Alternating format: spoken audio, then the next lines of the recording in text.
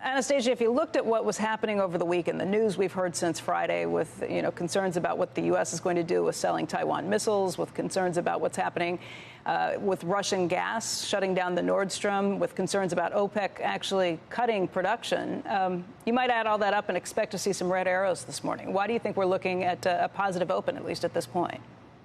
Well, good morning, Becky. Yeah, certainly no shortage of kind of negative developments over the weekend, but we also did see quite a bit of a pullback over the last couple of weeks. I mean, it was a very quick 9%, and I think because of that reset is probably why the markets are looking up a little bit this morning. But here's what I would say. These markets are very much prone to reversals. So unfortunately, I probably wouldn't read too much into the open that we're seeing right now, because that can change pretty significantly over the course of the next few days or the next weeks. And the reality, Becky, is that we have some pretty significant event risk that is still on the horizon between the ECB, the Fed, the Nord Stream pipeline shortages and whatnot. And so significant event risk. And at the same time, the technicals that were supportive of the market over the summertime, they might actually exacerbate the downside if some of these event risks trigger that downside. So again, I probably would not get too comfortable with the green open that we're seeing this morning.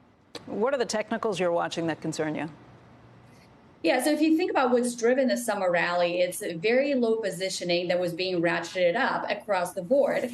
And so the technicals that concern me, for example, are the corporate buybacks. The corporates have been the largest buyer in this market, and we know what happens around the start of the earnings season. As we get closer to the middle of September, they're going to start to go into their blackout windows. And so you take this largest buyer in the market that's no longer going to be there in size, and that's what could create some air pockets.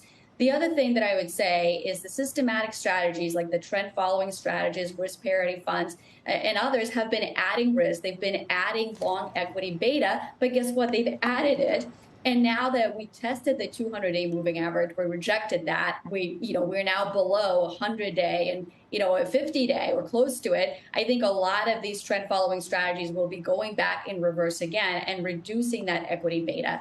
And then, of course, Becky, you take seasonality on top of that as well. And you know that September is one of the worst months, seasonally speaking. And so I think you add all that together, and hedge funds could potentially kind of look to capitalize on that again and go short. So these are the technicals that I think are not overly supportive right now.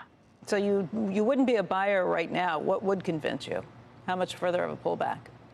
Yeah, I wouldn't be a buyer right this moment, but I think if you get back to that 3,700, 3,800, so maybe it's another 3% or 3 to 5% from here, I think that's where I would be very interested in buying certain things. The reason I say that is because if you get back to that level, that gets us to 16.5 times forward multiple on the S&P. Again, it's not extremely cheap, but it's not a recession multiple, but maybe it doesn't have to be. But it is a multiple that is consistent with where the Fed is headed and where the Fed has been before 2019, for example. So that would be kind of an interesting, entry point. And also, if we get to 3,800, I think we're going to clear some of these overbought technical levels that we've seen, and I think that would be a more compelling point to step in. So for now, the message is I think you want to be patient in September, but also put together those shopping lists of things that you do want to buy as we potentially get down to that $3,800 level.